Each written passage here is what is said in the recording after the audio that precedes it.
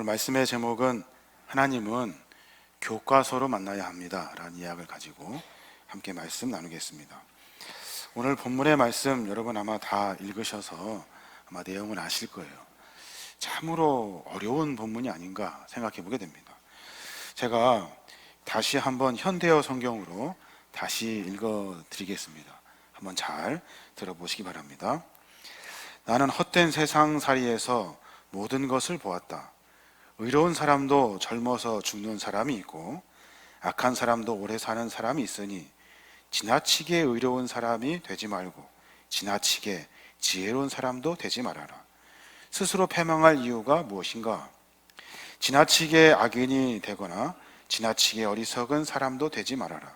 때가 되기 전에 죽을 이유가 무엇인가? 이와 같이 극단적인 것을 피하는 것이 좋다. 하나님을 두려워하는 마음으로 섬기는 자는 어쨌든 이 모든 것을 피할 수 있을 것이다. 말씀을 통해서 우리의 인생의 삶의 모습을 점검해 볼 필요가 있습니다. 인생을 도대체 어떻게 살아야 하는가? 너무 지나치지도 않게 살아야 하는가? 의인도 지혜자도 악인도 어리석은 사람으로도 적당한 선을 그어서 삶을 살아야 하는가? 도대체 전도서의 이 말씀은 무엇인가 하는 이 묵상의 이야기들을 참으로 오랫동안 했던 것 같아요. 오늘 말씀을 통해서 인생의 몇 가지 가르침을 좀 깨달았으면 좋겠어요. 그래서 우리 인생의 삶의 길이 어떻게 사는 것이 맞는지 같이 말씀을 통해 확인하는 시간 가졌으면 좋겠습니다. 첫 번째 생각해 보아야 될 것이 뭐냐면 오늘 말씀을 통해서 인생에는 공식이 없다 하는 것을 우리에게 가르쳐 주어요. 인생에는 공식이 없다. 전도서 7장 15절에 보면 내 허무한 날을 사는 동안 내가 그 모든 일을 살펴보았더니 자기의 의로움에도 불구하고 멸망하는 의인이 있고 자기의 악행에도 불구하고 장수하는 악인이 있으니 라고 말해요. 전도자가 가만히 인생을 살펴보니까 희한한 것이 한 가지가 있어요. 의롭게 사는데 망하는 사람이 있고 악한 일만 곧날아서 하는데 장수하는 사람이 있다는 거예요. 아하, 인생의 공식이 없구나.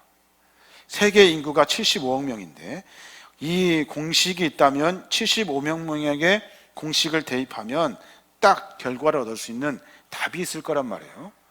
그런데 아무리 의롭게 산다고 하여도 망하는 사람이 있고 아무리 악하게 살아도 장수하는 사람이 있다는 거예요. 정답과 공식이 있어서 여러분 의롭게 사십시오 하면 그렇게 살면 인생이 참으로 모든 것이 다 형통할 것 같은데 말씀해 보니 그렇지 않다는 거예요.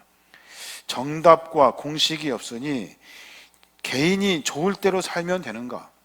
적당히 선을 그어서 살아야 하는가? 참 고민이 됩니다. 그래서 이러지도 못하고 저러지도 못해요. 사람들이 그래서 불안해하는 거예요. 삶의 여정 가운데 허무해하고 당황스러워하는 이유가 거기에 있어요. 이렇게 살면 이렇게 답이 나오면 참 그렇게 살면 좋겠는데 그것도 아니라는 거예요.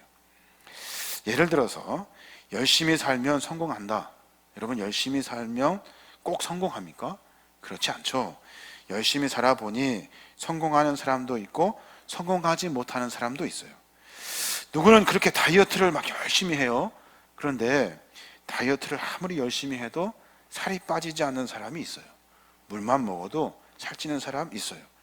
누구는 매일 멋있는 거 실컷 먹고 삼시세끼 다 먹어도 날씬한 사람이 있는데 누구는 다이어트를 그렇게 열심히 해도 날씬하지가 않아요.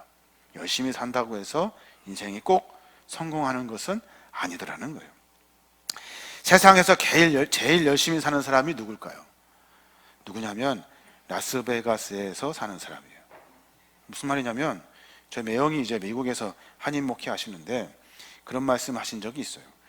여기 사는 사람들은 잠도 안 잔대요. 밤을 꼬박 새우고 도박을 그렇게 열심히 한대요. 라스베가스에는 그래서 없는 것 3가지가 있대요. 집에 갈 시간을 알려주지 않으려고 시계가 없고 도박하는 그 초라한 자기 모습을 보이기 싫어서 보지 말라고 거울이 없고 낮이 되어도 밝은 줄 모르라고 창문의 모양이 있는데 창문이 없대요. 사랑하는 여러분, 열심히 산다고 인생이 꼭 성공하는 것이 아니잖아요.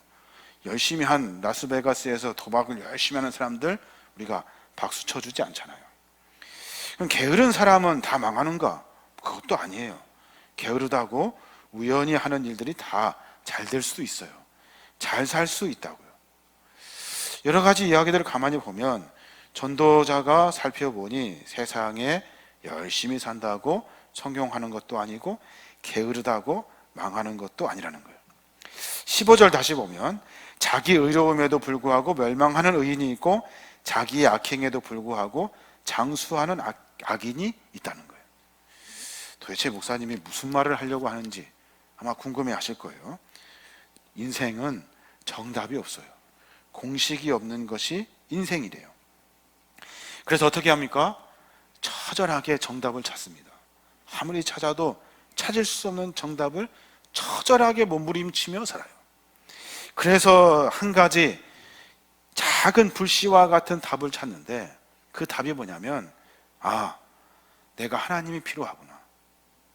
이 답을 찾을 수 없는 인생의 수많은 고난 가운데 하나님이 계시면 하나님이 나에게 답을 좀 가르쳐 줬으면 좋겠다 하는 작은 불씨와 같은 답을 찾게 돼요. 인생의 공식이 없으니까 내일 일도 장래 일도 인간의 삶의 여정도 알고 만들어 가시는 하나님이 필요하다고 느끼는 순간 그때 우리의 인생이 풀리기 시작하는 거예요. 그래서 우리는 인생의 허무함을 깨달아야 돼요. 걸어가나 이 길이 확실하지 않다는 한계를 깨닫고 내가 뭔가 열심히 하지만 그것이 나를 성공으로 승리로 다른 사람보다 더 높게 해주는 일들이 아니에요. 인생을 열심히 살려고 하지만 그것이 실패할 수 있다고요. 그러니까 어떻게 해야 돼요? 내 인생을 주관하고 계시고 책임져 주시는 하나님을 일찌감치 알고 만나야 하는 거예요. 오늘 전도서 기자는 그 이야기를 하고 있어요. 보니까 의인이라고 성공하지 않더라. 악인이라고 멸망하지 않더라. 인생은 공식이 없다. 그러니까 하나님을 두려워할 줄 알아라. 또 하나 가만히 묵상해 보니까 이 본문의 말씀 안에 자기 자신을 너무 신뢰하지 말라 하는 말이 들어있어요. 자기 자신을 신뢰하지 말아요. 쉽게 말해서 자기 집착에서 벗어나라 하는 말이에요. 다시 한번 보면 전도서 7장 16절부터 지나치게 의인이 되지도 말며 지나치게 지혜자도 되지 말라. 어찌하여 스스로 패망하게 하겠느냐. 지나치게 악인이 되지도 말며 지나치게 우매한 자도 되지 말라. 어찌하여 기한 전에 죽으려고 하느냐. 적당히 지나치지 않게 선을 지키며 살아라 하는 말로 오해할 수 있어요. 그렇지 않습니다. 이 말을 자세히 들여다봐야 돼요. 지나치게 의인이 되지 말아라. 그럼 그 다음 어떻게 나와야 돼요? 지나치게 악인이 되지 말아라. 이렇게 나와야 되는데 의인이 되지 말아라 해놓고 또 지나치게 지혜자가 되지 말아라 라고 또 말해요. 의인과 지혜자가 반대말입니까? 그렇지 않죠. 지나치게 의인이라고 하면 내가 지혜자라고 말하지 말고 지나치게 악인이 되지 말아라 라고 이렇게 말해야 돼요. 그러니까 이 본문은 무슨 말이에요? 자기 자신에게 하는 말이에요. 야, 너 지나치게 의인이 되지 말아라. 야, 너 지나치게 지혜자라고 뽐내지 말아라.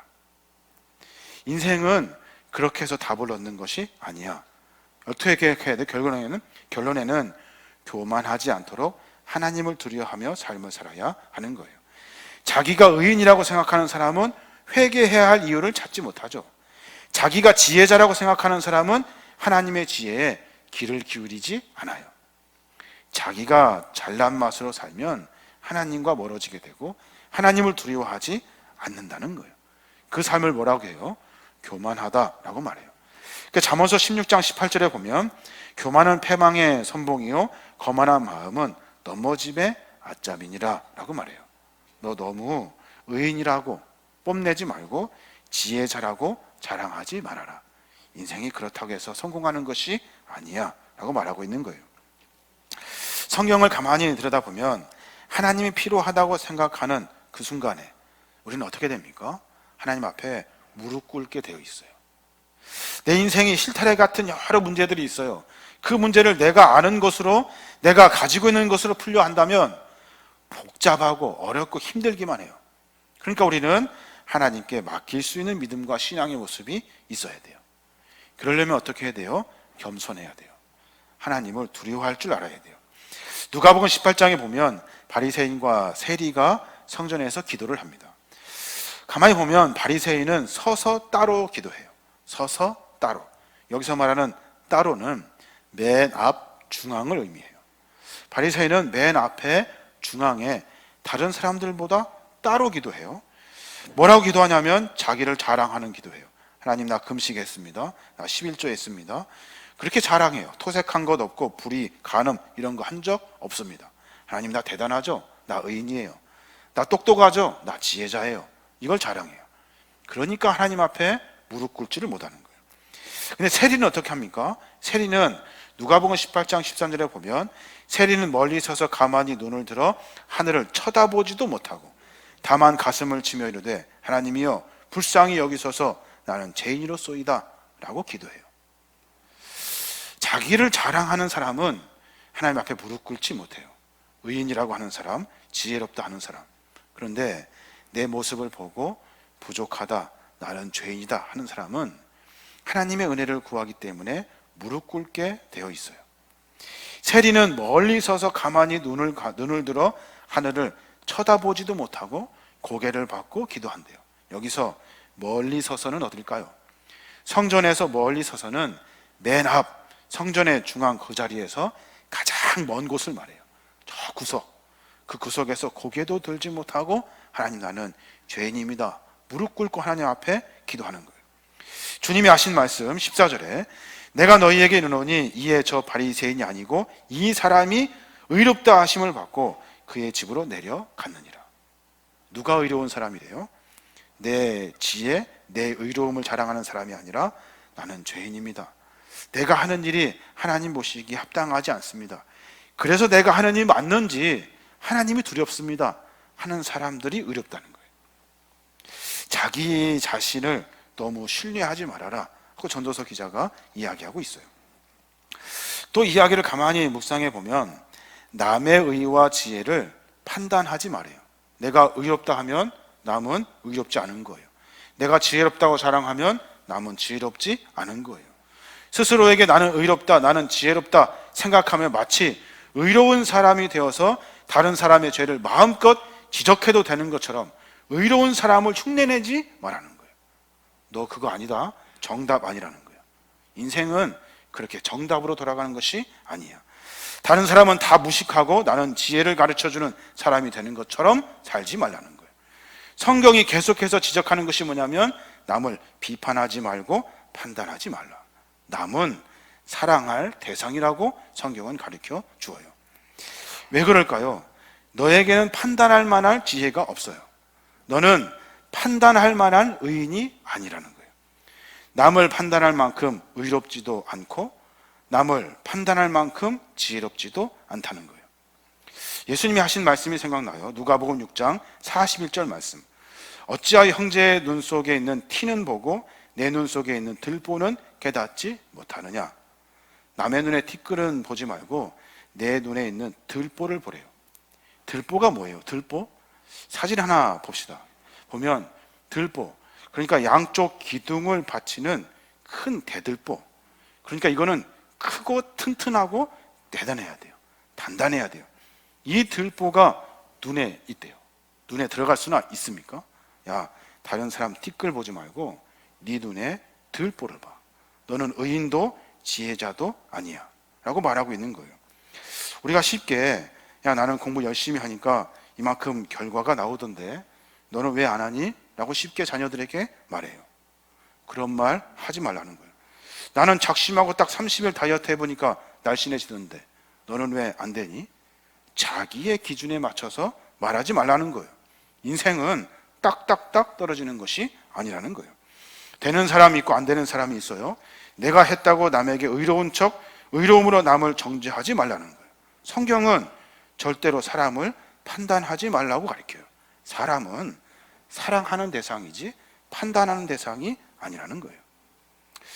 또 하나 본문을 가만히 묵상해 보면 삶을 살아가는 가장 귀한 방법 중에 기준이 뭐가 돼야 되냐면 하나님이 기준이 되어야 돼요. 하나님이 내 기준으로 남을 판단하거나 자신을 높였다가 낮췄다가 그러는 것이 아니라 남을 판단하는 기준도 나를 판단하는 기준도 오로지 그 기준은 하나님이 되어야 하는 거예요.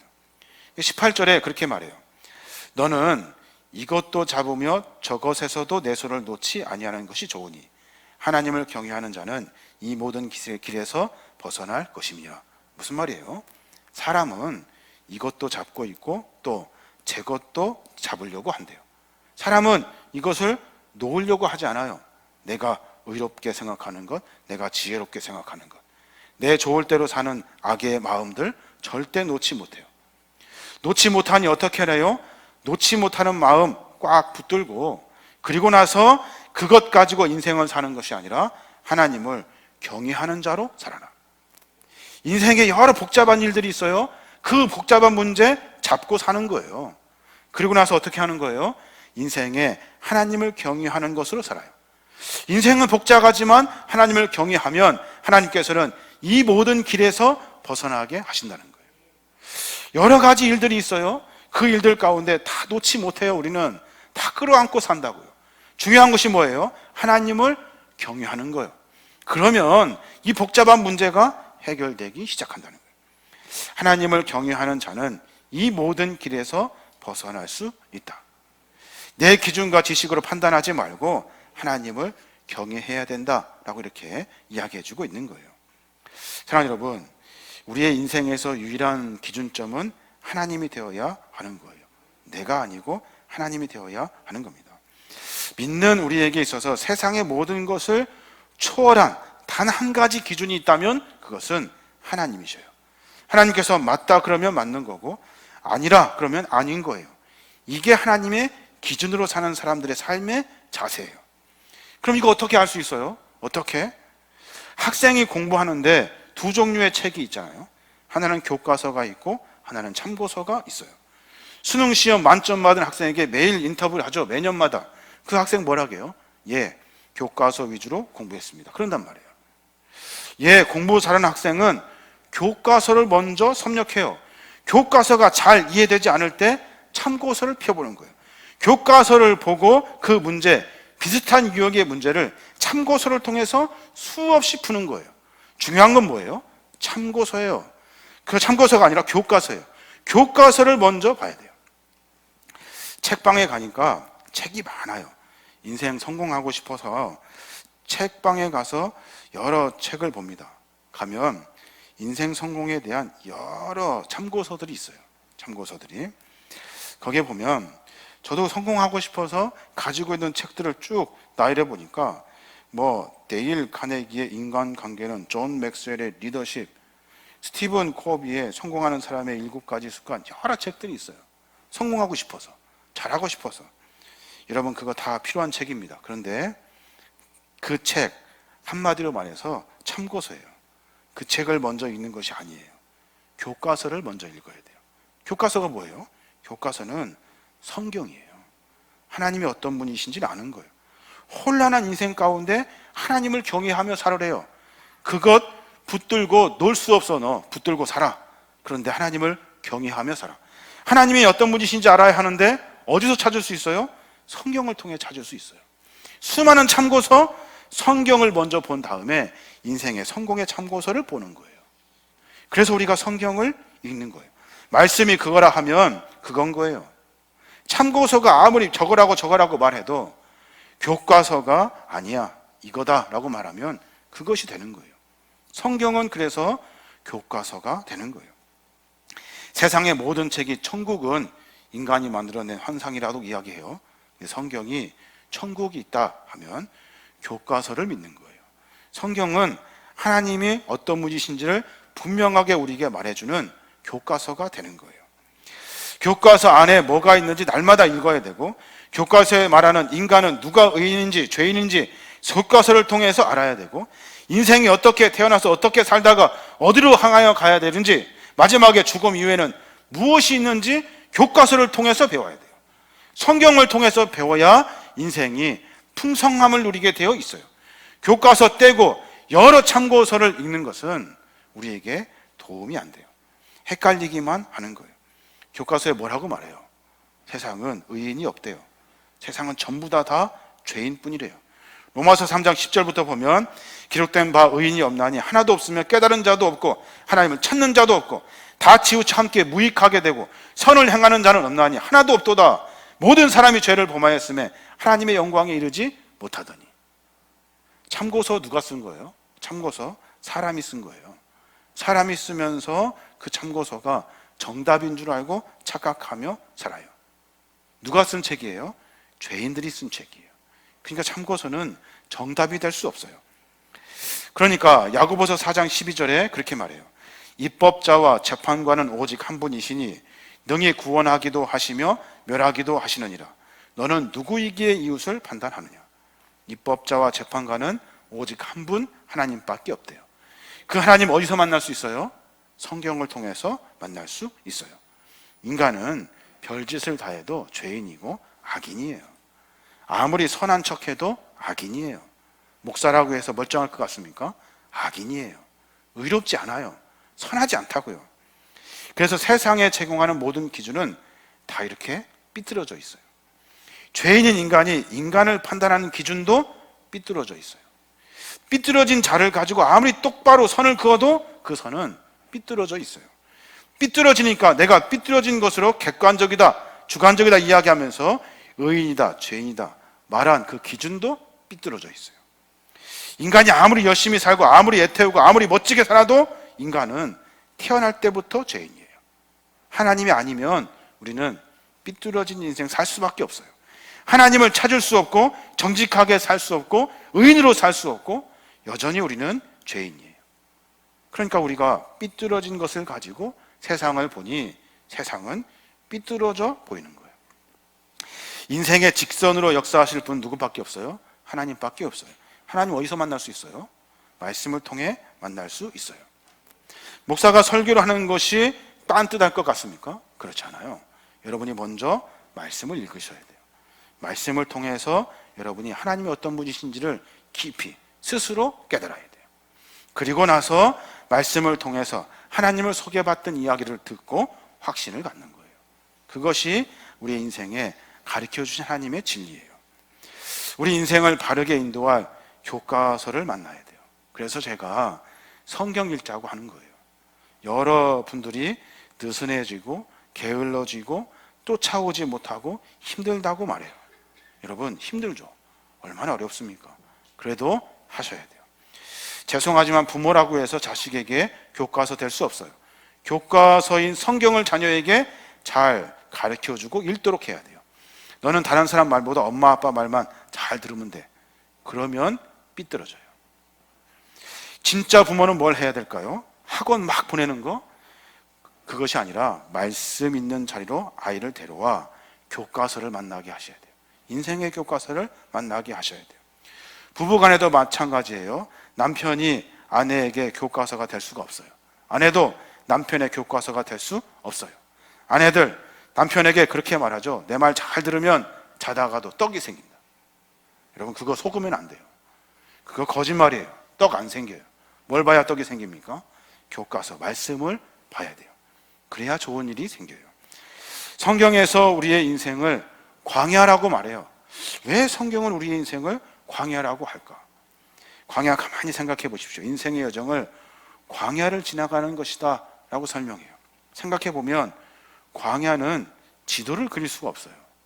왜냐하면 기준점이 없어요. 뭐 도로도 없고 건물도 없고 산도 없고 나무도 없고 표시할 표기 장치가 있지 않아요.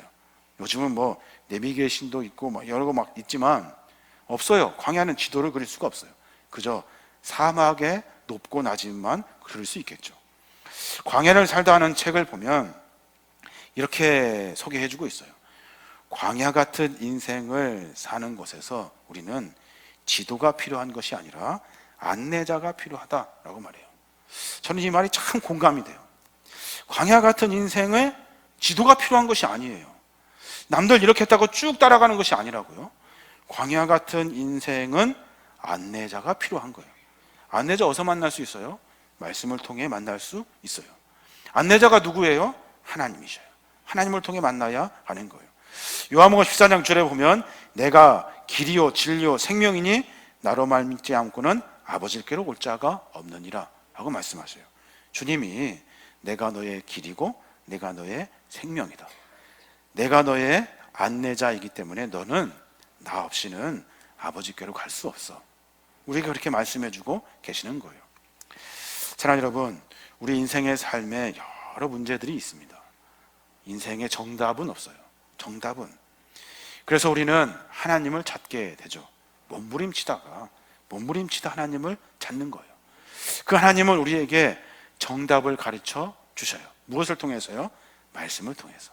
그래서 말씀을 읽는 거예요. 말씀을 통해서 내 인생의 안내자가 되어주시는 하나님의 동행하심의 은혜를 맛보게 되는 거예요. 그게 신앙의 모습 아닌가 생각해 보게 됩니다. 자기 자신을 너무 신뢰하지 마세요. 여러분 자신도, 그리고 저도 앞에서 이렇게 근사하게 옷 입고 말하는 저도 죄인이고 비틀어진 사람이에요. 무엇을 통해서 바로잡을 수 있어요? 말씀을 통해 바로잡을 수 있어요. 나의 기준 옳지 않아요. 틀릴 수 있어요. 무슨 기준이 옳습니까? 하나님이 우리의 기준이 되어야 하는 거예요. 그래서 하나님 우리에게 무엇을 주셨어요? 성경을 주셨어요. 성경을 읽을 때 인생의 길을 걸어갈 수 있어요. 광야 같은 인생의 안내자를 만나서 그 광야를 건너갈 수 있게 되는 거예요. 저와 여러분이 말씀을 깊이 깨닫고 하나님과 함께 동행하는 안내자 되신 하나님과 함께 인생의 광야의 길을 건너가시는 저와 여러분이 되시길 주님의 이름으로 축원합니다.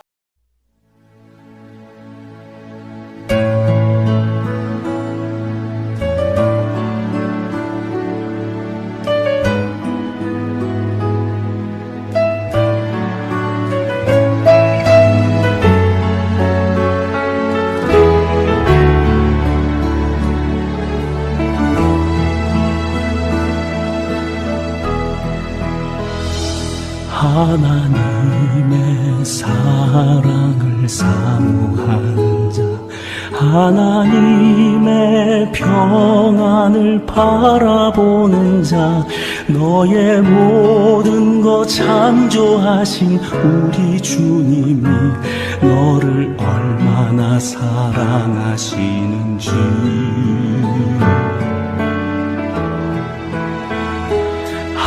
하나님께 찬양과 경배하는 자, 하나님의 선하심을 닮아가는 자, 너의 모든 것 창조하신 우리 주님이 너를 자녀 삼으셨네. 하나님 사랑의 눈으로 너를 어느 때나 바라보시고 하나님 인자한 귀로서 언제나 너에게 기울이시니 어두움에 밝은 빛을 비춰주시고 너의 작은 신음에도 응답하시니 너는 어느 곳에 있든지 주를 향하고 주만 바라볼지라.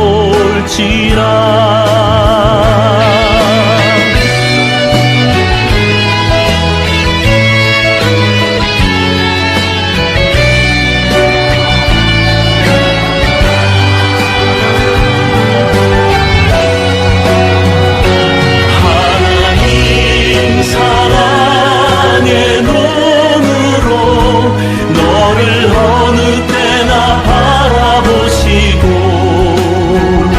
하나님